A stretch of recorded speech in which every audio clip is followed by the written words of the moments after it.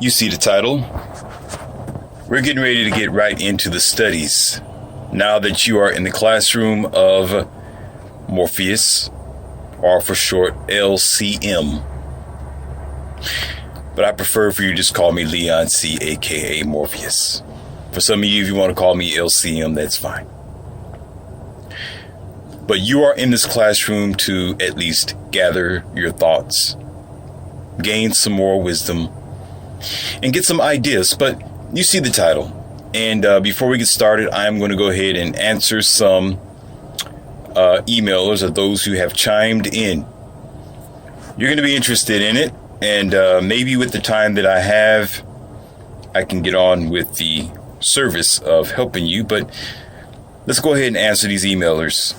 And we'll see how far we get in this production together. First of all, I'm going to go ahead and just, first of all, give you this red pill before we even go down the rabbit hole. I'm going to go ahead and take my red pill. All right.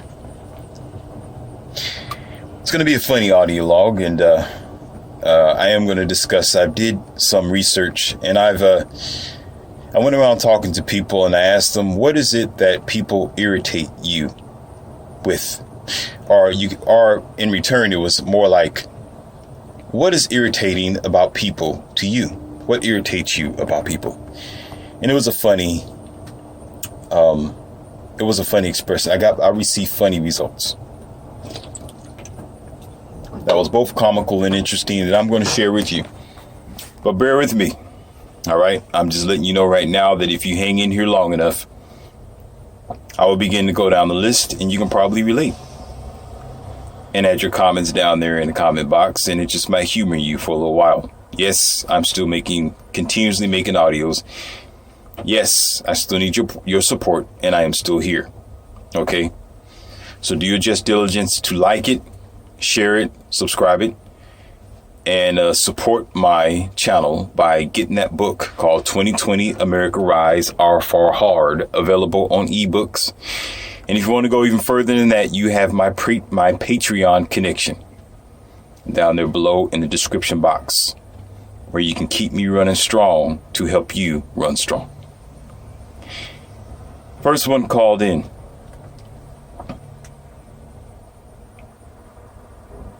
Hello, Leon C. I am a single mother with 3 children. I listened to your audio about God and mercy, and how you say that a lot of things is based on our actions. I don't understand, and this is confusing for me, because as a Christian, I've been raised to believe that God chastises us for when we do something wrong. I believe that sometimes we can go off the beating path and be judged for it with the actions of our suffocation. I was married once upon a time, and because as a Christian I decided to fornicate with a best friend of mine, and I left him for that best friend, I not only suffered for my actions, but I also put the children in jeopardy, for they are now no longer with him. And I caused a destruction for the family, and I disgraced him. I know I did, but I can't go back now. But as I am moving forward, I do understand that I have done wrong, and I am repentant. But I also think that it was a form of God that was giving me the retribution that I asked for, but in the wrong way. I agree most times with the challenge, but most times I agree to disagree, because I am still on the fence with everything, and I'm still trying to understand what you are teaching. Because perhaps it is a little too deep for me, or perhaps I'm just not ready for this next level of learning. All the while, thank you, because I know you are doing this for good reasons, and you care for people, family, and children. I may not agree, but keep up the good work, because I'm pretty sure you're helping someone out here in YouTube planet. All right, y'all received the email. Now, as Morpheus, you have already received the red pill, so you are ready. You know the gears that I'm going to switch you in. You already comprehend and should comprehend by now my services, so you are not new to my method of servicing you. Now let's begin. This is a case where you find this person who is programmed into thinking that God is a judge, that God is a tyrannical titan in the sky, in which if you don't do what you're told to do, that you're going to get struck down or stricken with a lancer or a bolt of some kind, and you end up going through your catastrophe in your life. And you are thinking that is a form of God judging you or chastising you as what the pastor wants you to believe in. And as an adult, you start to believe it's because of your actions. And another thing that she said that really caught my attention was the very fact that she understood that she made bad decisions. Now let's go a little bit further, because when she chimed in, I had to ask more questions. I needed more information. And come to find out, going deeper into the situation, she also believes that she lost a lot of everything that God gives, then God takes away. That when you are doing wrong, God take away. When you're doing right, God gives you things. You see the childish mentality? Let me slow down for you, because some of you are new to this class when you should not be, but you are. But you're here now. In her belief, she is thinking that as what you think, that God gives, God takes away. You know, this mentality that all good things have to end. This mentality that can't last forever. This thinking that you have. Okay. I'm going to debunk it and destroy it. Because oftentimes it's not about the product. It's not about nature. It's not about science. It's because you agree. Things happen because you agree. You let it go. You build it that way.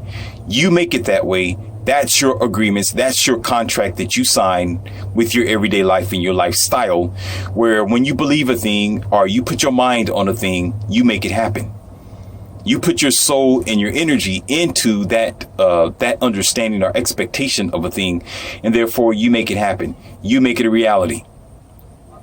Okay. When you think about Elon Musk creating the electric cars, when you think about Bill Gates, creating the computers and the ideas that he had, okay, or even Einstein and other great creators, okay, of our time. All right. They made something and they created this thing to act a certain way. They didn't sit there and say that it could not happen because of what someone else said. Imagine this. Nobody else in the neighborhood thought of that. Or the creator of Amazon, doing it in his garage or however he built his establishment. All right. Nobody else thought about that. Nobody else did it, but they did it. They decided to spend day and night to concentrate on creating something, on building life. They didn't sit down and wait for you to say it was impossible or that it was limited or it's going to last for just a month or a half. They've been around for years. Even Einstein's name and some of his creation and his ideas have been around for years. That is almost sort of eternal. All right. Even probably next generation is going to even probably say the same thing about Einstein, so forth and so on, Elon Musk and whatever the case may be. Okay. The problem is not the creation, and oftentimes it's not the person, it's your thinking. Because you live a planned obsolescent lifestyle and you accept good things taken away from you, and you are living as if you are a grown child, thinking that God's going to chastise you because you decide to think for yourself. You decide to live your life. Let's go further than that. As a child, when I was in the church, I would often question why some of the older teenagers, when they would go to church, they would not care anything about the Bible. They would just slump down in a chair. They chewing on bubble gum. They had a rough lifestyle, knowing them personally. And when they're sitting down next to me, they will have the latest Jordans on, nice, good looking shoes, creased pants, That's when the Walkman and the CD player and stuff like that, and pagers, and before the flip phone, cell phone came out. The cell phone was, still big and gaudy. They were still working on that project, somewhere in Silicon Valley or something like that, wherever they built it at. But anyhow, so I'm looking at this dude popping gum, sit there, really didn't care, wasn't participating in class, but yet everything was given to him. Okay. I'm probably getting ahead of myself, and I'm ashamed of myself for doing this. I'm going to save that story. I'm going to get back to it. I'm going to get back to this emailer, and I'm going to actually tie that into somebody else, because someone else asked me a question, and I think this will be best. This story will be best for that time. So I will remind you about what I was getting ready to say. All right, let's get back to this emailer, because it seemed like it ties into her story as well, thinking that good things are taken away from her, but yet other people who aren't living by her biblical text or her ideal of religion is living lavish, perfect, luxurious lifestyles. Not perfect as far as they live in a perfect lifestyle where they're in paradise, but they're doing much better than her. But yet she feels like her God is a slave master and going to drag her through earth, dirt, and hell because she decided to do wrong. Okay, so the reality of that is it has nothing to do with her interpretation of God or her being judged. It's the fact that she done wrong because she done wrong. She had to face the consequences of doing wrong. She didn't have knowledge of what she was doing to the family or herself or her children. She put herself before logic. She put herself and her feelings before reality. She put her own perspective before the concerns or before the needs of the children. So therefore, she suffered the responsibility and the consequences of it. It had nothing to do with God taking things away from her. She took it away from herself. And a lot of times we do that. And because we are trained into our gossip in the name of gospel, which is really gossip, okay, we become our own demise. As I always tell you, we are our own God and we are also our own devil. All right, let's move forward to the next emailer here, because I'm trying to save her a lot of time. And I have a feeling it's going to be 2 audio, so I'm gonna have to make part 2 of this again. All right, a married man chimed in. Interesting. Leon C., contrary to what you say, marriage is a great traditional thing that we still need, and it's still valuable here in America today. I have been married for, married for 13 years. And I feel proud about my establishment. I have 2 beautiful children. And my wife hasn't been the bane or the destruction of my life. However, I do see your point of view that it is somewhat of a struggle. And there may have been other places where I could have been at in my life should I have not gotten married and had children. But I still think that it is a much needed thing, and it is an idea for men to engage in marriage and commitment, because it would give the country and the future of children a brighter view. However, what is your twist on the story for those who do have a good marriage, such as myself, and are doing quite well for themselves? Get back at me. Good job with your channel. And I definitely agree with a lot of things that you say. It's just I have been gifted to jump over the catastrophe. Very interesting. Well, here is the reality of that. First of all, this is what I think about married people, and I'm not attacking all of you. Okay, I don't do that. I don't say it's a pan thing. Okay, I never said, and I don't say that is all of the condition. I say generally. Okay, pick up your dictionary and figure out what general is. Or you say the majority. Okay, that is, that will be in the pizza. That means you ate 7 pieces and you only got 1 more piece left. It's sitting right there. Okay, so that 1 piece, okay, is irrelevant to the 7 other pieces. It don't matter. That one is, it doesn't matter that you have the opportunity to be a diamond in the rough, or you could say you met a unicorn type of situation. But there is a deeper understanding that you don't have quite yet, that I see that you have not yet been able to experience. And I have the ability to debunk your thoughts. Okay, that's why you came to me. You should never come to Morpheus in thinking that you're trying to correct the lesson plans here for my students, because they are going through things that you may not be going through. You may be one of the either fortunate, or I could always say the unfortunate blue pill simps, okay, who don't quite get it. All right. I never said it wasn't a good idea for marriage to be a gift for men. The fact is, it's not a gift for men today. All right. And I also said that it is good for families to come together and the unity for the future and for children. I didn't say that it was not. So you needed not to say anything like that. That's pointless. It's irrelevant and it's silly on your behalf. OK. But also what you need to understand is you being 1 out of 100 isn't going to save the country, nor is it going to move us forward, nor is it going to convince every other red pill individual or MGTOW that you are correct, because you want to get on this. You want to get on my channel and try to prove nothing. You're not proving anything to me or anybody else. All right. Let me tell you a story, because some of you children love stories. I'm going to give you something real fast. OK. I was traveling out of town one day. Bear with me now. OK, I know what some of y'all thinking. Ooh, this is kind of tough, rough, aggressive. Well, I'm alpha. That's what I do. Get over it. Check this out.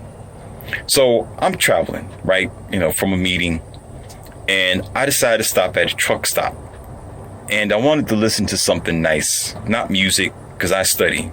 I'm not about the entertainment type of thing, flash. I'm just, loud music and, while I'm, driving and eating and all that old crazy stuff that y'all like to do. Y'all like to feel like y'all in a theater while you driving. I like to take that time and study, get my mind on something that's important, or nation building, or building up making the future better. So I come across this audio, and this audio was by, I think they named him Peter P. Sprunk. It's a audio. It's a movie audio that they make movies that you can listen to. Okay. And I think it was called The Last Tribe. It was called The Last Tribe, the Last Indian Tribe, actually. And it was a very lovely story. And I'm going to get right to the point. In this story, there was a guy named, can't remember what his name was, but he had a nickname, and it was called Fire Dancer. And he had a very wise, older Indian woman whose name was, I think, White Owl. I don't want to get it wrong. I have the CD. I don't want to have to pull it out. It's somewhere in my my storage. I've listened to that thing at least 3 or 4 different times. Okay. And what White Owl told him is this, that you married men have to understand. First of all, you're inside the box, so it's going to be hard to see outside the box. You're in the box, you're in the circulation. Okay, nobody's trying to pull you away from it. If it's working for you, that's a good thing. I put a pat on your shoulder and say good job, because it's good for the future. Okay, but there are some things that you cannot see being on the inside. Okay, because some of us men who are out here, red pill, we've been there. Okay, and we're not going back for several reasons.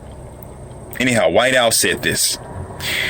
She said, there is a spirit, and there is a spirit of the Great One, the All-Maker, as she called it, which is a spiral of everything, that is trying to make you better, that want you to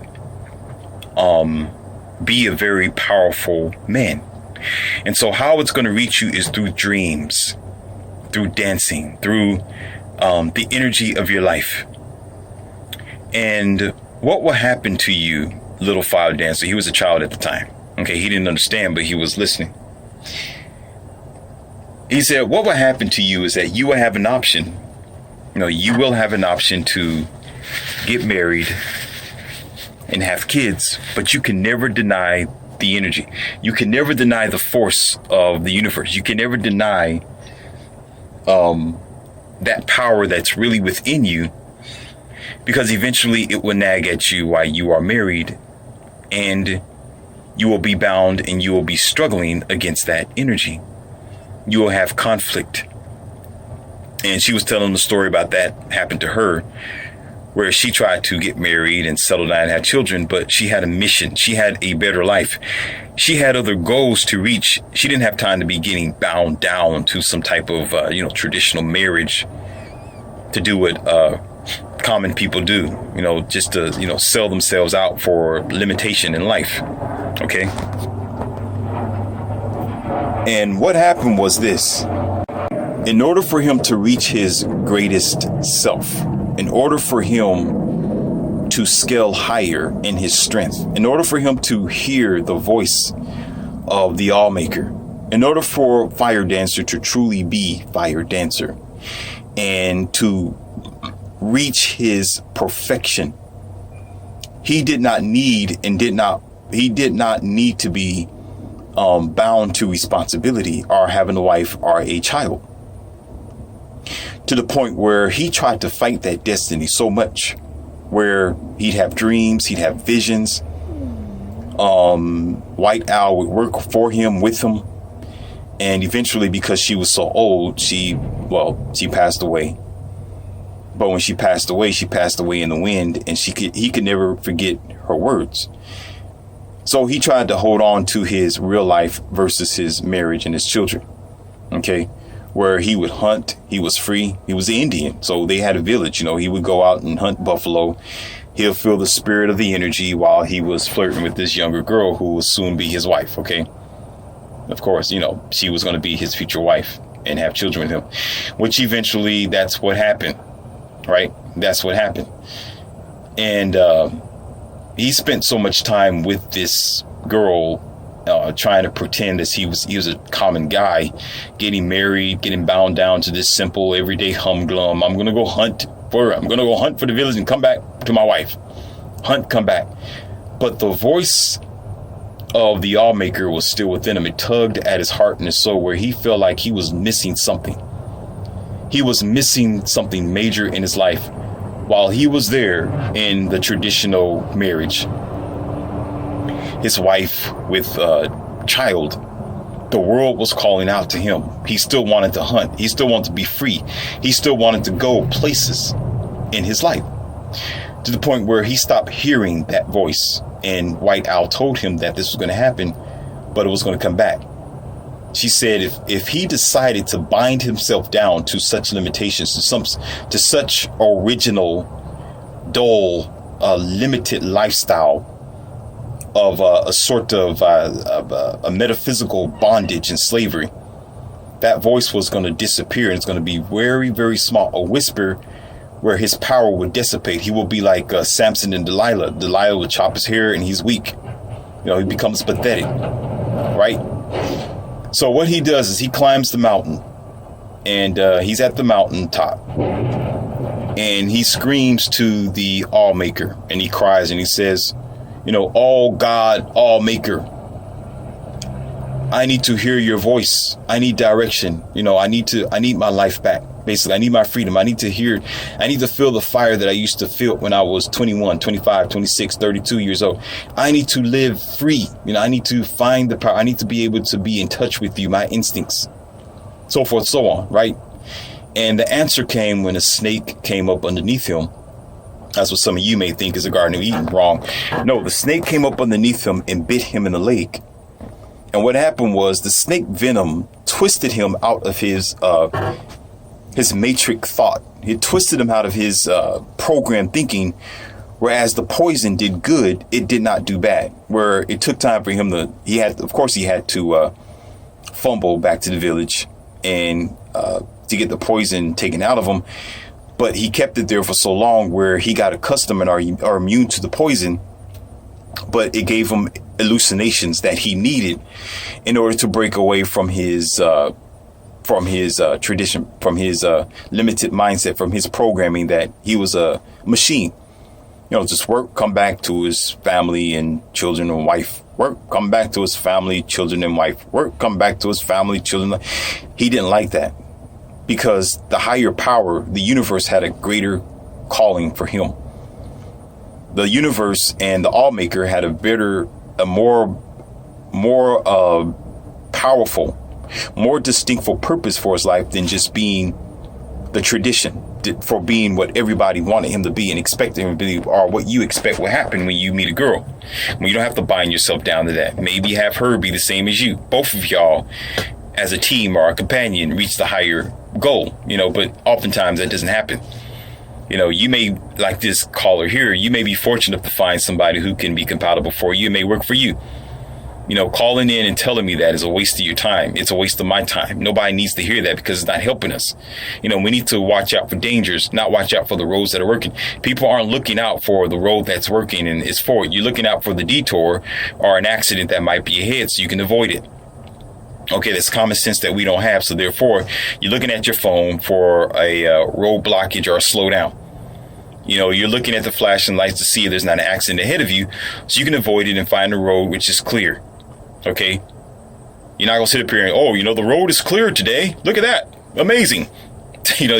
That's twisted thinking. You need help when you start thinking like that. However, so I'm gonna go ahead and end this story because what happened was this: the snake was the answer, and it broke him out of his stupor with the hallucinations, and he began to hear the voice again because that voice came through breaking him out of his stupor, out of his programmed thinking. It helped him, to awaken his unconsciousness, contrary to what you think, killing him and the poison just hallucinating him till he died. No, he survived. And what he did was he had to go back to the village after a certain time, and he had to leave his family in order to find his voice. He had to leave them behind in order to grow, in order to find something better for himself that was actually his mission, his purpose in life, because he needed to, over time, become the chief of the village and to become a great leader. But he couldn't do that with such limiting, binding responsibilities that will prevent him from success. And it doesn't apply to everyone because some people don't want anything out of life. Here's the trick. Some people don't want anything else. Sometimes you are the washed up person, just like your companion. Not only did they donkey dunk and they lived their life and, you met them in college, or maybe as they're your best friend from childhood and now you married them. You may want to live that life and that's it. You put a lid on your availability to everything on earth. Okay, maybe that might work out for you, but for other people, there's other people who are looking for something greater out of existence than traditional limitation. Okay, it is good for those who are out of control, or those who need some type of programming to bond to their companion to make a successful movement for the future. Okay, it may work that way and it might be a good idea. All right. But for for people who are getting better, people who want to learn how to fly spiritually and mentally, people who don't need to be bound down to a false sense of security. All right. They're looking for something better. They don't want to deal with having a responsibility that's going to keep them from flying from planet to planet, from some succeeding out of limitation or being deceived, because you have to bind yourself to that person's level of strength. Even worse still, my emailer and other emailers, is that when you're dealing in a time today where we are unequally yoked, as what your pastors say, unequally yoked, where we're not truly compatible for each other, where one will like something else. One will really try to get somewhere in life and the other one will not. So therefore you end up having a divorce or a breakup. So you end up wasting 15, 16, 17 something years of your life. And now you got to start all over again, in which you should have lived your life altogether to begin with. We're not never saying that the kids were a mistake or they should not have been born. Nobody's going to say anything like that. Okay, what we're basically saying is you could have taken a different path in life, that whatever money that you have and success that you have, you can still have that, but 3 times more, because now you don't have any responsibility. Now you don't have anything that's going to hold you down. Now you have lightened up the hot air balloon. You can go higher now. You're more free. You can go and be wherever you want to be. And you can hear and see things a lot better because now you're no longer inside the box. You are outside the box. Okay, and the arguments of those who do have a ring on their finger, yeah, man, I've been married for 17, 18 years. I'm okay. I'm not a judge, meaning I'm not going to sit here and judge you and tell you how you're married just because I'm not there. All right. But I will tell you what it's like to be free. I can tell you what it's like to not have any type of limitation. I can tell you what it's like to sit there every day and have a hope and expectation that that person's not going to change on you, because they're not bound to you. You don't own that person, and it's still going to be a liability eventually. OK, and oftentimes you can't control that person anyway because they're their own selves. So you limit your success or your ability to reach higher horizons, OK, by those fears and expectations where you're always looking over your partner laying next to you, wondering what the future is going to be like. And every time you move, they're going to have to move as well. And oftentimes that is an uncomfortable thing, when otherwise all you have is you to depend on, which you're not going to lie to yourself. You know, you're going to fly and get wherever you need to be at in life. So therefore, for you special people, there's no need to call in here and tell me that you are 1/8 of the cake or the pie, the pizza. OK, you don't need to come in here and tell me that you are 1 out of 99% of them. OK, because you become completely irrelevant and nulled to the conversation. I told you this once, and I guess I'm going to have to tell you again. No firefighter on the face of the planet is going to go into a fiery building or house and try to put out an invincible fire in a room that has no fire in it. You know, they're going to go where the fire is and go to the root of it and try to extinguish that fire. OK, let's start thinking straight. Mr. LCM, I listened to your recent audio called "The Mind is Your Prison." And on the second audio, I just about lost my tacos. Man, you are funny. And there are some things that you say is just completely outrageous, but I love it. I love it. I love it. And I love it. I completely lost my tacos at that end. You got me real good. Keep up the good job. Keep up the good work. And for all of you out there, please continue to subscribe to this man. Continue to buy that book and open up your mind to what this brother is saying. He means what he say, and he knows what he's talking about. In my research and in my experience, he is more than right and very generous in how he's putting it together, because it could be much worse. When you're trying to move forward and with knowledge, oftentimes it is a struggle. So good job, and I am very much inspired for your work. LOL, you are funny and you serious at the same time. What an amazing combination. All right, I appreciate that. Initials is LD. Mr. LD, or it could be Miss LD. I don't know. But LD, all right, rock solid. That's good. And oftentimes, it's just me. You know, I try not to be funny, but it comes out funny. It is. Sometimes I find myself chuckling, and I try to hold it back as much as possible, because I can't not believe. Sometimes it surprises me, the things that come out of my mouth. Okay, because it's what it is. It's knowledge flowing through. It's rightness. It's wisdom that just comes out naturally, and it's funny. And sometimes it's a good thing, because you can't always be serious, and I don't want to always make you think that my channel is based on dreariness, is based on religion. No, I talk about everything. It's about entertainment, learning at the same time, and some things are hilarious. You know, sometimes you just got to be easy. This channel is not about attacking anything or anyone. Okay, it's not discrimination. Sometimes you just got to know how to just be easy and enjoy whatever comes to you and play with it for a little while. Even if you don't agree, just listen and you might see the point of view. Looks like I'm going to end up making a part 2.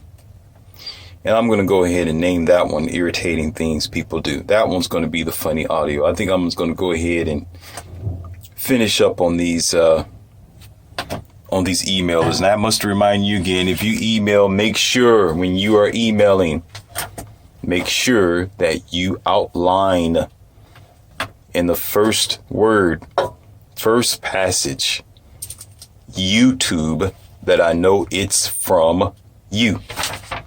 Otherwise, it's going to be deleted. I get a lot of emails okay, on this channel. Okay, I get called all the time.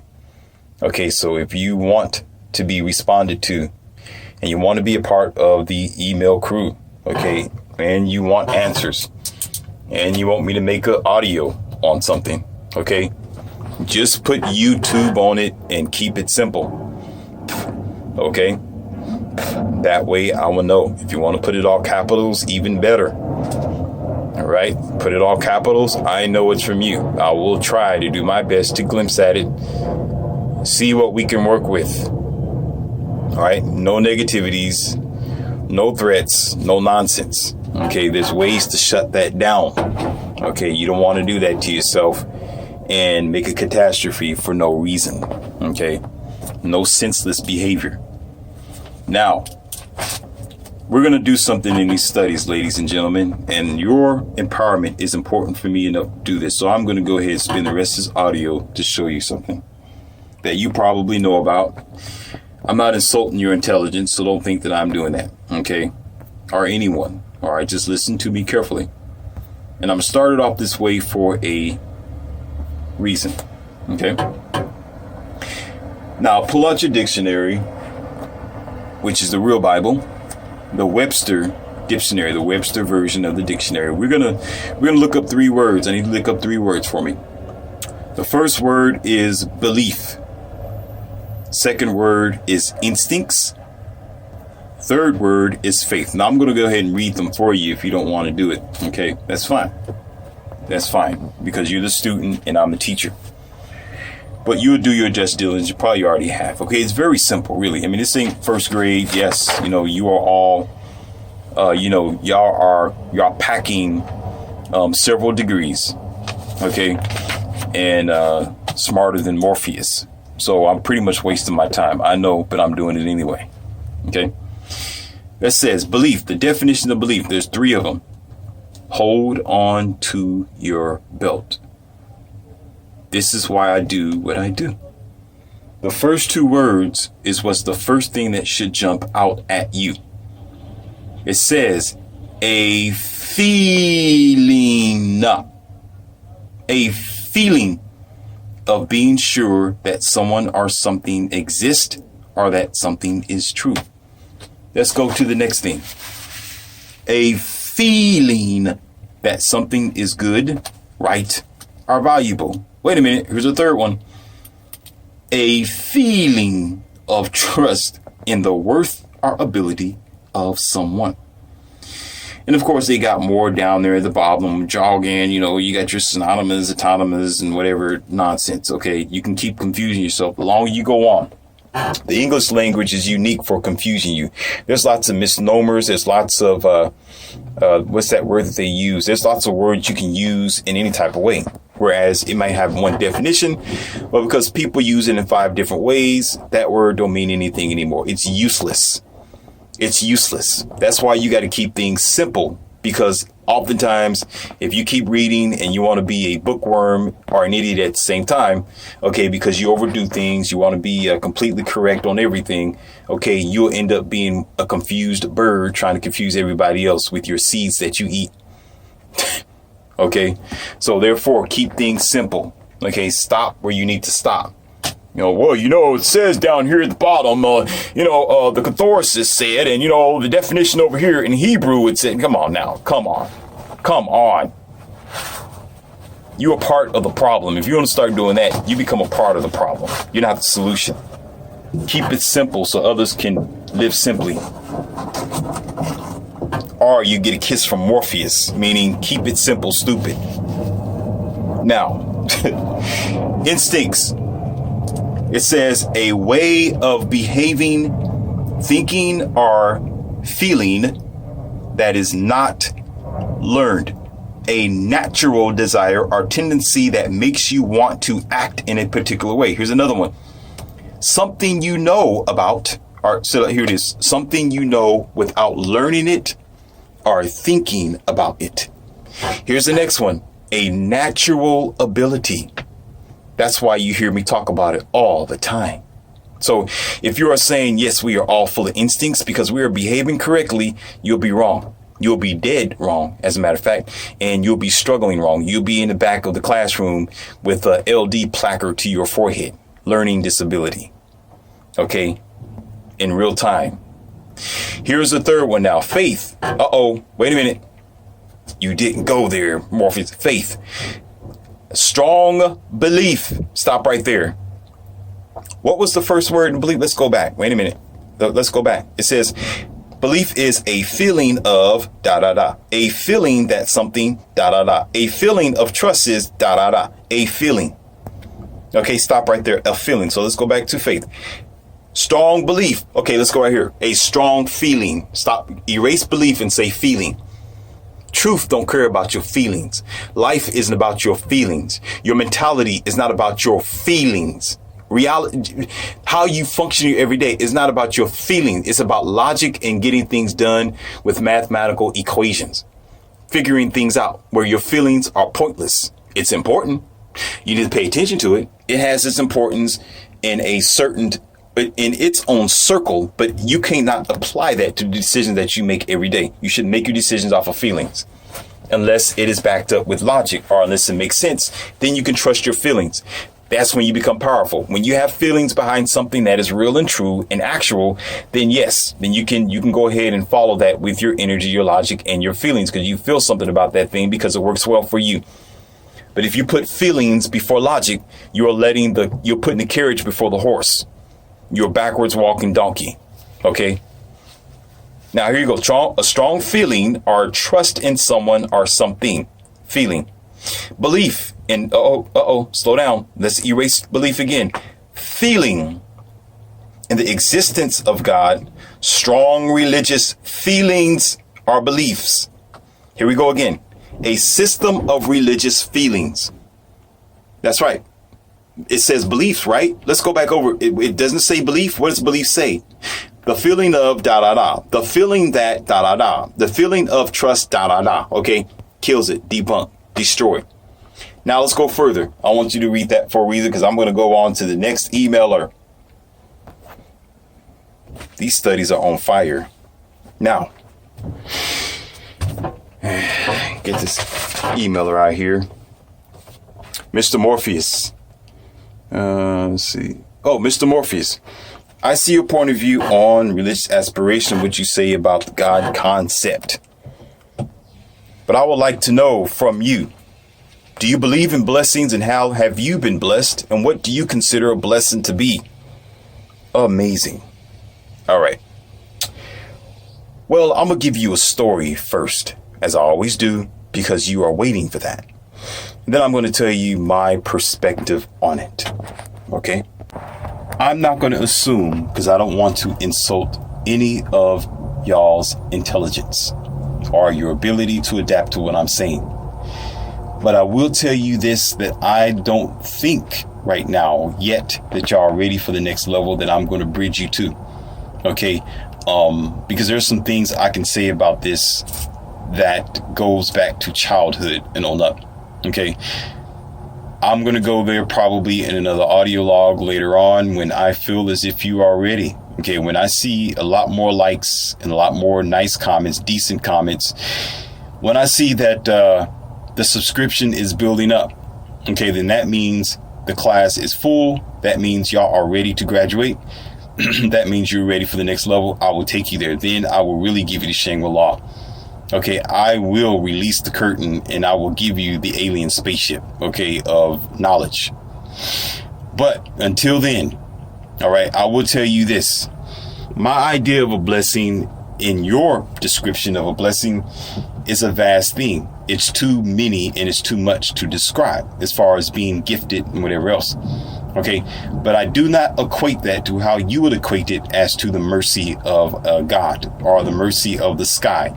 Okay. Or, God's given me a miracle because there are plenty of good things that happen to worthy people and unworthy people. Okay. Would you say that I'm thankful? Of course. I am very thankful. But I have a goal. See, the thing is about Morpheus. See, there are several steps of expectation in your world. And what happens is this. There is people who have a level of experience that only want so much. So you got 5 students in a classroom, kids, right? And they all have toys that they could choose from. There's all activities that the teacher may give them, right? And so what happened is you got one child who may pull a Tonka truck off the shelf, and he's content for 4 or 5, hours or whatever. You might have a girl who may be content with a doll in a doll house for a little while. That's what she wants. You might have another one who wants to run outside in the hallway, play in the sandbox, and he wants that type of freedom. The teacher will let him run in the hallway. Okay, fine. Run in the hallway. Be careful. Be safe. You hurt yourself, it's on you. Okay. And the child's out there enjoying himself, or he might pull out a Hot Wheel and run it across the nice linoleum floor, right? Or you could say, tiles. So he's good, Then there's then there's another child who let's just add another child to it. There might be another child who might want to go downstairs to the cafeteria. They're good at eating, just send them down to the cafeteria. They'll sit there for, a little while and eat something nice, maybe something sweet, sugary, or a slice of pizza. They're okay. They're content, and maybe throw in a cell phone. They don't mind sitting down this digital cell phone, and they're okay with it, right? But there's one child who, when the teachers say, "What do you want?" and the teacher points out everything. The teacher said, "I got this over here. I want that over there. I got that. You can have that. You can play with this. How about I put you in a music class? You want to go to music class?" And the child shake his head like, "Nope, I don't want that. I can do it already. Boring." Okay. You want to sit at your desk and draw something? The child's like, "No, I don't want to do nothing like that. No. Okay, fine. I got some pop back here. You need some drink? You thirsty?" And the child's like, "No, The child's still standing there and their arms are crossed. Now, automatically you would think, now here's your idea and what you are programmed to think. Okay, I love saying that because I'm going to pull every wire away from you possible. I'm always going to say that because that's what it is. Until you are ultimately free. Every wire means something else, and it's still going to be a program, just like a computer. Wires everywhere on your motherboard. Here, however, check this out. You are programmed to think, okay, this child's spoiled. This child is unthankful. He's unthankful. You put something in front of the child, which may be a bowl of something or some type of lunch, or maybe an apple or a cold lunch bag. Some good, nice bologna sandwich, which I wouldn't eat anyway, but bologna meaning, and it's, you put bologna in front of them. Let's use that. Okay. You put bologna in front of them or something else, and the child smells the bag and like, "I don't want it." You're like, "Dang, what's wrong with this child? Like, I don't get it." Now the teacher's frustrated. Now, immediately you're programmed to think, this child is hard to be sad. This child is high strung. This child is, spoiled. They just want to have their way. I don't know what this child wants. But here is the catch. Here's the catch. All right. And it doesn't apply to all children. I'm just giving an example. Okay. That child is probably smarter than the rest of the children that are in that class, where it knows that everything there is limited. It knows that, he's allotted to certain things. There's certain gifts, as what you would think blessings. Oh, you're still here. You're breathing, Morpheus. Or, for some of you, you got a job. Oh, be happy you got a job. You're working 9 to 5, which is still slave plantation, blah, blah, but you still got a job. You're making money. Be happy. Or, you got a home to go to. You got warmth to go to. You got a bed sleeping at night. The list goes on. The child's like, "Yeah, I see it. I see it." And you thinking the child is just, man, the child's spoiled. How can you do that when in your mind, God's blessing you, right? God's blessing you. You just take things for granted. You're just taking things for granted. No. The child has a long vision. The child sees something that you don't see. And what the rest of them don't see. They're content with something that's given. They're content with small stuff. They're content to where, if you don't play with this doll, I'm going to take the doll away from you. You're going to be bored for the rest of the day. Okay, you're going to be bored. Or no, you can't go down there to the cafeteria. I'm not going to let you eat like that and wait till you get home. Okay, so you're going to be starving and hungry for whatever nacho cheese that was provided by the cafeteria, whatever it was, pizza, and Hot Pockets or whatever else, right? Okay, y'all get the drift. But when you break it down, that child's like, yes, teacher, I see all that. I'm thankful. I appreciate your effort. Yes, I'm gratified by this all. Yeah, I can go down and eat dinner. I mean, not dinner, but lunch down there. Thank you for the Tonka toys that are here. The cold lunch was fine, even though I don't eat bologna, obviously. You can keep the bologna for yourself, okay, wherever pig you took it from. Anyhow, but you know what? I just want to go home. You go, wait a minute. You want to do what? I just want to go home, because at home is where I able to construct what I want to construct. My stuff is at home. My freedom is at home. My power is at home. I can entertain myself at home. I got Lego blocks. I can make myself. I got my own coloring books. Okay. I got my own Tonka trucks and cars. I got my own food that my mother made. Okay. What you got isn't compared to what I really want. I want something higher. Okay. So the point of this is this.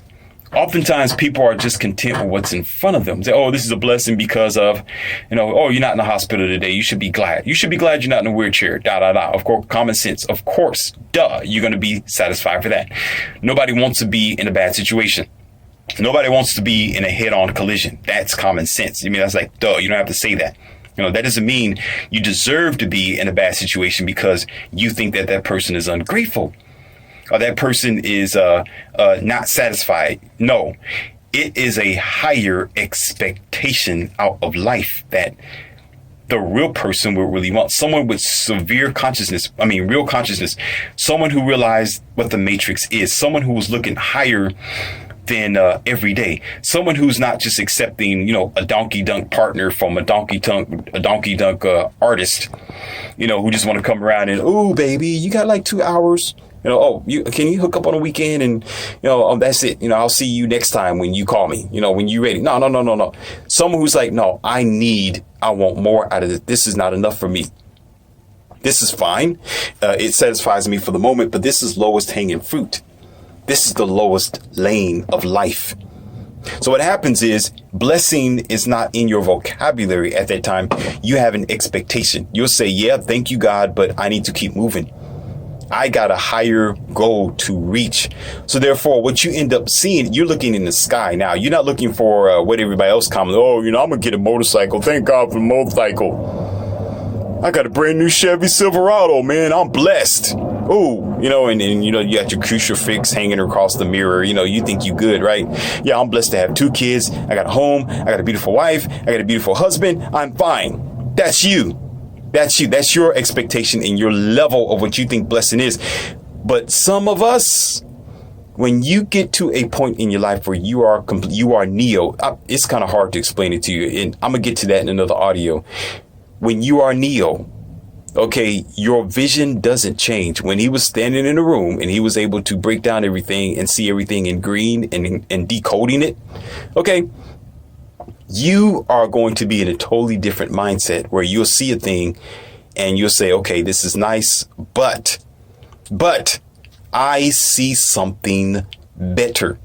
Yeah, I can live in this town, in this city for right now, but I'd rather travel the world. I'd rather go to China. So wherever, I'd rather just fly everywhere, Indonesia, Africa. Okay. Yeah, this is a nice job. Yeah, I got a 9-to-5 job, but I'd rather be the boss or the CEO. No, thank you for the position. I am, no, I'm signing, I'm getting an application to be the boss. Okay. I'd rather, eat food from a farm and I'd rather own the farm though. Yeah, I'd rather own, I have people that are doing the crops for me. I own this farm. Okay. No, thank you for your food in the grocery store. I make my own. Okay. I appreciate it. The apple's clean. Thank you. It's organic. Nice, but I make organic apples myself at home. Okay, appreciate the effort, but I got this. All right?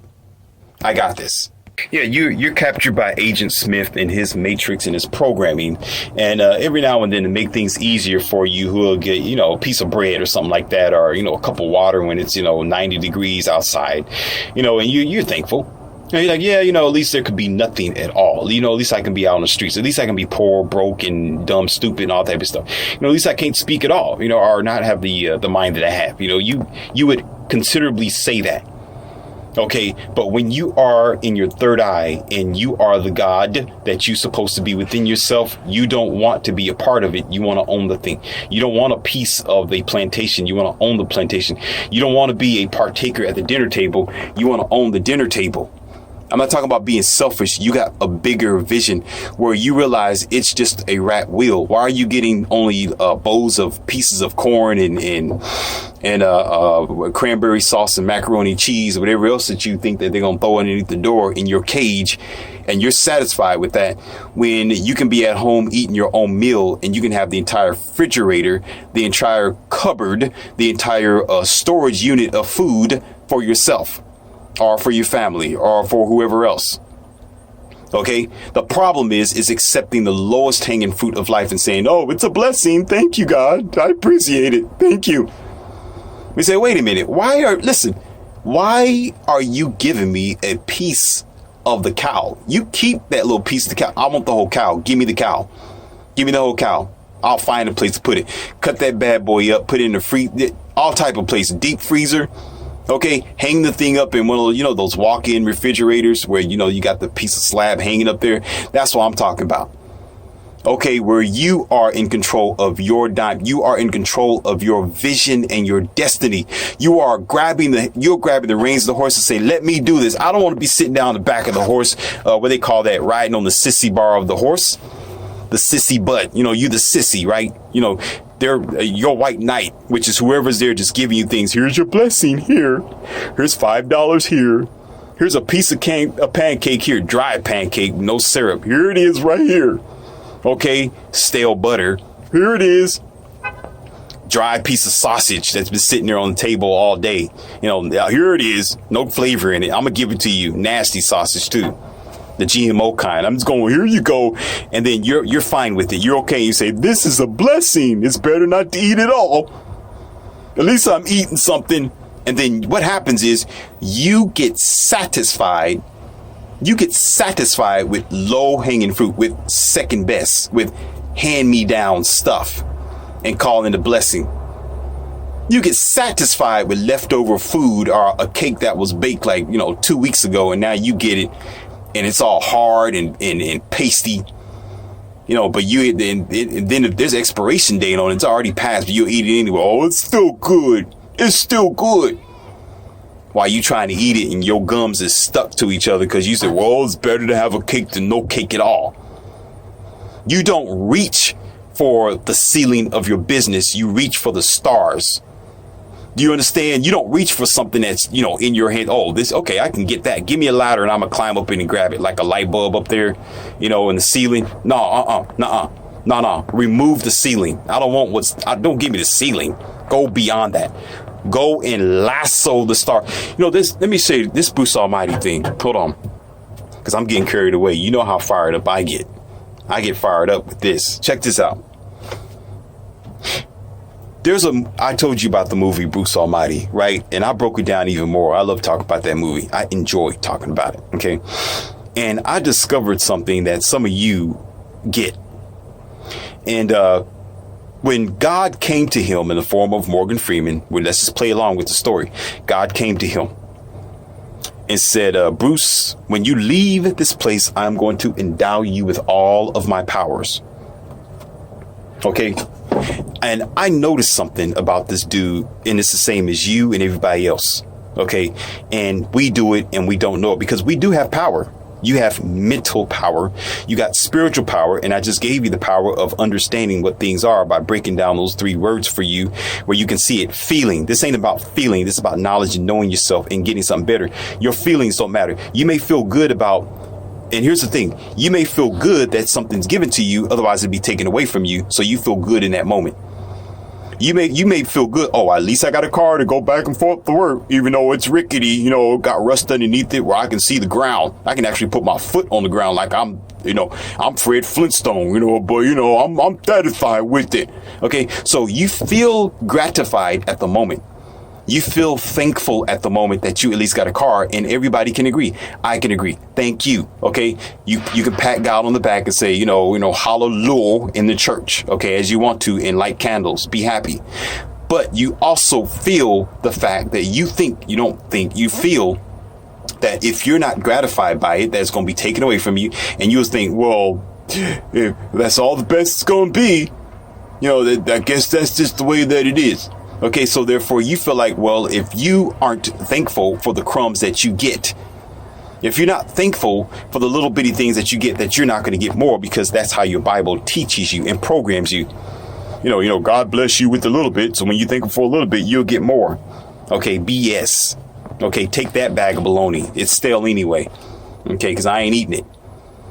All right, but check this out with your feelings. So he walks away, and of course he realizes he can step on a puddle of water. Now he's enjoying himself. He's prancing around town and doing dumb stuff like what some of you do with your freedom and your instincts. Instincts. There's that word. With your instincts gone, I'm just going to do what everybody else do, right? And what does he chase? This is the catch. What did he chase? He chased wanting to be the head anchor in his job, in his corporation. That's what he wanted to do. That was his goal. And I'm in breaking it down even more. I just realized he's still in his pathetic small apartment. Okay, dealing with that disobedient dog, wasting his time trying to get the dog to piss outside. Okay. And of course, he couldn't control Grace. That's just a totally different story altogether. As I told the emailer about his so-called great marriage, that you can't control your wife. You don't know what she's going to do in the future. OK, because there's been marriage that have lasted for 17 to 18 years, and she will bait and switch you overnight. And your prayers ain't going to save you, nor your interpretation of God. It's your knowledge that will, and your preparation to know what the red pill is all about. She will red pill you, and you will almost find yourself off the edge of Kilimanjaro. Okay, so you need to listen when people's talking to you. Yeah, I'm tied it in like that. Okay, so I'm realizing that he didn't do anything that some of you don't realize as well. All he wanted to do is be better in his position in the job. He wanted to be the anchor. He wanted to be this famous, Mr. Exclusive around town, with his face all on the billboards. He wanted popularity. He wanted the vanity of things. He wanted pointless, dumb stuff that is non-essential to his soul. That's what he used the power of God for. That's what some of us use with our instincts. That's what some of us do with the ability that we have at home with our, I'm going to be happy with these little bitty blessings, instead of owning the entire farm, owning the entire establishment, owning the home, the house, whatever you do, put your name on it. OK, now you say, well, that was what he's doing. No, he was being a better pawn and a better servant. That's what he was being. He was appreciating the ceiling that was over him. When I'm thinking, wait a minute, how come he did not use his power to not work at all? How come he didn't use his power to get a house, or to establish himself and try to help others to get established? How come he didn't just, give the dog away and get a dog that's, already trained? Because unlike you and some of y'all, how can you say that, Morpheus? I'm not going to waste my time. I'm not going to sit there and deal with a dog that don't want to listen to me out there, pissing all over the place. I'm going to train the dog to pee out. Nah, all it takes is one time. I'm going to call the dog catcher. I'm going to send you to the Humane Society, period. I have zero tolerance for nonsense. Therefore, while he's sitting there playing with his dog, I'll be inside thinking about life planning. I'll be thinking about being a better man. I'll be thinking about business plans. I ain't got time to be playing with some mangy mutt that don't want to listen to me and piss all over my couch. I'm still thinking, I'm like, where's this man's intelligence? What's his mindset at? And all he won't do is be goofy around town and be Mr. Exclusive to try to, be a broadcaster. I'd be like, why don't you just I'll be in the Bahamas somewhere. I would have took that power. Listen, I would have took that power to not ever need to work again. I would have established myself to the point to where I am wealthy enough where I don't have to be some Mr. Exclusive. I can sit at home and live my life.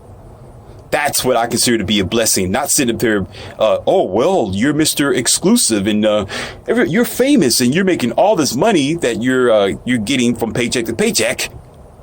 Be satisfied. Be happy with the Tonky toys. Be happy with this bag of bologna in front of you, even though it's going to last on you for so long until you retire. And then now you're Mr. Exclusive. This is what I do for fun every day by having my big face on the billboard. I would have been out there at the Bahamas with my feet up, drinking a margarita, not giving a doggone care about the news and whatever that they got to say while I'm helping everybody else do it. And I wouldn't have been in an apartment somewhere minding my own business.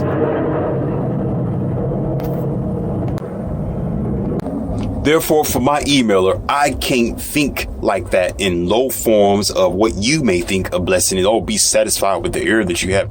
Oh man, Morpheus is saying that he's not grateful. I didn't say that. I said, I am not looking like you. I don't like to look at the stars and look at things that I can't have. I want to put a lasso around it and take it. I ain't got time to be playing games like some of you do. Okay, that's how I am as Alpha. Okay, and being who I am. I don't sit here and talk about, oh, I'm thankful for the meal on my table. The purity's off of it. It's better not to have a meal at all. Okay, and then you're satisfied in your feelings. If we start reaching higher, not by man's expectation and you making yourself a better pawn or a better servant or whatever you do, okay, thinking in broader terms. And I'm thinking about that. I'm like, man, that's what he put his powers on? Really? You wouldn't even listen, dude. You wouldn't see me. The moment he say, okay, Morpheus, I will endow you with all my power, I will immediately disappear. Immediately. You wouldn't even find me. I wouldn't be there. Okay. And I will be well established. And by the time God came to get his powers back, I will be set and good. Because you say, how is that possible? He took all his powers back. No, because he created a computer to answer all his emails. And check this out. When Morgan Freeman, as in the form of God, came to take his powers back, that computer was still sitting there. And it still had the same email sitting right there as an evidence that it was still effective. And those who won the lottery, which was in the millions, they still had the $20 to $30 check. So therefore, I would have been set straight, and everybody else like you, family and children, y'all would have been set straight as well. I'll be like, oh, you won't let me do it. As a matter of fact, I'll be asking in return, oh, Morpheus, I'm going to endow you with all my powers. My response would be like, God, do you really want to do that? Are you thinking right now? Are you sure? Are you sure? Let me ask you, are you sure? Because I'm going to do some things. You understand? And I'm going to make sure with the title 2020 America Rise or Fall Hard. There's not even going to be a question behind that. It will be 2020 America is on point, period. 2020 America is on point. No need to read the book. Game over. We are established. Let's raise the red, white, and blue flag high in the sky. Okay, because everybody's going to be all right. I'm going to find a way, one way or the other. No, you can't please everybody. No, everybody can't be happy. No. Everybody have their own disposition, their own mindset, their own preference. This ain't kindergarten, children. I'm not talking about that. I'm talking about getting out and being active, not being foolish. So you want to talk about what a blessing is? Okay, I have a higher goal. I'm looking at something that is broader than probably what some of you think. Well, years ago I was stricken with cancer and today I'm healed. Yeah, that's a blessing for you and it sounds good and thank you. Okay, yeah, you've been in church and be like, oh man, I dodged a bullet. Okay, yeah, to you that's a blessing and some of you, oh, that's a miracle. Yeah, but still, you are not to be settled down in a very low valley and say, okay, I'm thankful for this and nothing else good is going to come to me in my life because this was the only good thing. No, there are a billion other good things that's still going to come and your blessings aren't over. But your blessings will only be as great as your perception and your goal of what you think a blessing is, because you got to keep rising higher. So when you get in the bidding, when you are trading your life away with whatever relationship that you get into, when you are bargaining with God, or for some of you, the devil, with your time and your energy, you have to say, yeah, that's fine, but the price is higher than that, buddy. No, I'm worth more than that. Yeah, I appreciate the $5, but I have a higher goal than this. Yeah, I appreciate, and some of y'all might, I'm saved and sanctified today. Go watch TD Snakes, not me. Okay, don't even go there. Go watch him. He will praise you to ignorance. Okay, I won't do that. Okay, Saved and sanctified. Sure. And while you in a very low valley of your life, I rather not be settled and satisfied with the crumbs of a low valley lifestyle. I'm going to put the backpack on. I'm going to keep it moving because I have a higher goal and a higher mission. So therefore, as you think of, oh, what's blessing? That's not even in my vocabulary. The audacity to ask me questions like, oh, blessing. Blessing what? What are you talking? Oh, miracle, man. What's a miracle? No, what are you talking about? This ain't some Disneyland. I'm not sitting here reading you a Disney book, brother, sister. This ain't that type of game nor that type of day.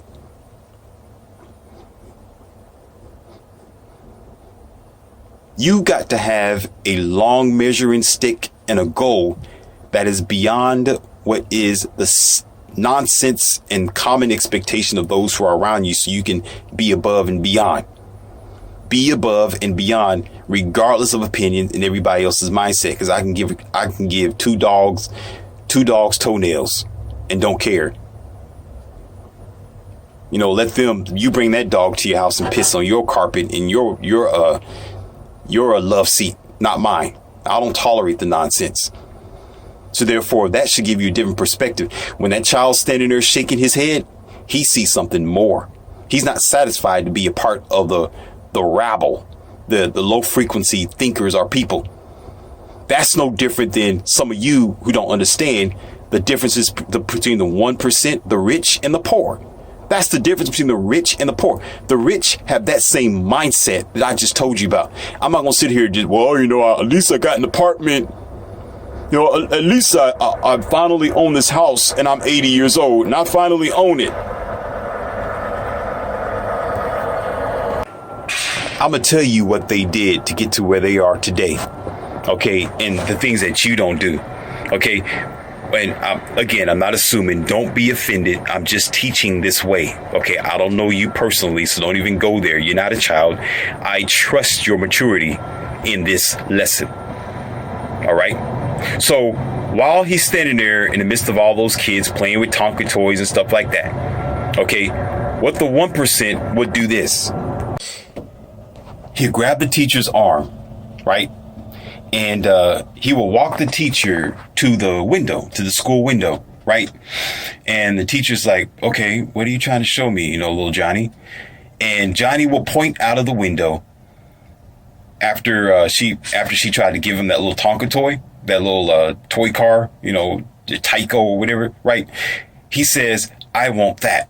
And he points at a truck outside. He points at a big 18-wheeler outside. He says, I want that. I want that right there. She's like, well, what do you I want that. No, I want that. I know what some of you so-called wise minds are thinking right now, well, you can get everything you want. Okay, yeah, that's why you don't get everything you want. And you probably struggling in your life. Save it for somebody else who cares. Okay. And also start thinking before you speak, or before you start thinking what you're thinking before you even put it down here in the comment box. Okay, I'm going to cut you off before you even get there. Okay. This ain't about you can't always get what you want. You strive for what you always want or what you need. Tell that to Elon Musk. Tell that to Bill Gates. Tell all the famous people who made it up there to the 1%. Tell that to rich people. Oh, you can't always get what you want. They got what they want today and they made it happen. So what he'll do is, I want that outside. Don't give me the Tonka truck. Don't give me this little plastic, childish made retard junk that you put together to entertain me for 5 minutes. I want the real thing. I want that outside. Okay. And so what will happen is, while the rest of your children are playing around in a sandbox with plastic toys and scoops and shovels, and she's happy with her fake Barbie doll and Ken. Okay. Which she never gonna wish she get older because of feminism, but long story there. So what happened is, that child will be, okay, as soon as daddy or as soon as whoever on the truck walk over there, he's going to be walking right with them. What happened is, they say, man, what's wrong with this child? Why is he, he want to, and they say, put me in the driver's seat. And he gets in the driver's seat. And what does the child do? Pretend like they're driving that truck. The real thing. They want the real thing. The big thing, a higher goal, where the other children, they're down. They don't know anything about that. They're only entertained for a short amount of time, and they're happy with the garbage that the teacher put in front of them. Sorry, teachers. I'm just saying for the sake of teaching here. Okay. Bigger goals. And then in the minute you try to pull that child out of the driver's seat, they have a fit. They start crying, trying to grab the steering wheel. You can't stop them. And then every time you give them the keys, they're gonna try to crawl over there or try to walk over there with their little bitty legs, and they're gonna struggle trying to put the key into the door so they can get this vehicle, because they have bigger goals. They got a bigger vision. They're not trying to play games with you. Okay, usually those are people who are going to be successful. Those are people who are going to own something. They got a bigger vision. That's when you consider to say, oh, a gift or a blessing. The blessing is a desire. Let me show you what a blessing is. The blessing is having the vision of a larger blessing. That's what it is. A miracle is understanding that the small time miracles that you think, oh, you need to be satisfied with, okay, is not the gameplay, that you're looking for something that is Drator. You're not happy with, oh, I'm just making, I'll make $40,000 a year. I'm okay with that. Times that times 12 or so, or more than that. Okay, because I gotta bring it. The miracle is not being satisfied in the sandbox. The miracle is raising yourself up. That applies to your soul. That applies to your spirit, where you will see the common person who's willing to play in the sandbox on a temporary, let's pretend house type of mentality, where the teachers around them, oh, he's content because he's eating this GMO nasty cafeteria food that we gave him. Okay, they were content with it. That one child would be like, no, I want to get home to where my food really is. Where my real food is in the refrigerator that my mom made for me. The real spaghetti, the real meatloaf sitting in there. Okay, I like that. I like the chicken that my mom makes. Okay, and I left it at home. That's where I need to be at. Okay, until she start, packing the lunch for him and bringing it to school with him. But still, he has a larger vision, and he has a better plan than the common person. So therefore, when you distinguish what is a blessing and not a blessing, everybody uses so lofty. Oh, I'm blessed today. You walk past and they give you a high five, which is very cheesy, and that what people call that corny. Oh, here's a high five. I'm blessed. Oh, today is a blessing. It's a blessing to be here today.